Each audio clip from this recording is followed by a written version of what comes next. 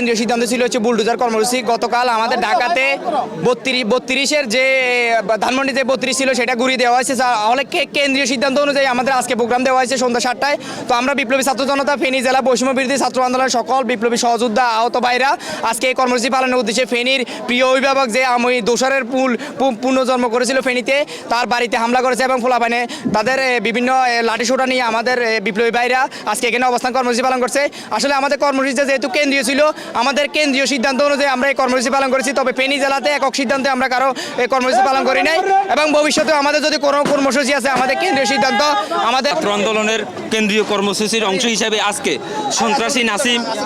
সন্ত্রাসী নাসিমের নেতৃত্বে যে ছাত্র জনতার উপরে 5 জুলাই যে 5 আগস্ট যে গুলি চালিয়েছে, ওই 4 আগস্ট যে গুলি চালিয়েছে ওই গুলিকে কেন্দ্র করে আমরা সন্ত্রাসী নাসিমের যে প্রেতাত্মারা আছে বাংলাদেশে, ওই প্রেতাত্মাদের কবর রচিতের জন্য এই ঘোষণা আমরা কেন্দ্রীয়ভাবে পালন করতেছি এবং তাদের বাড়িঘর ভাঙচুরের কর্মসূচি আমরা পালন করতেছি।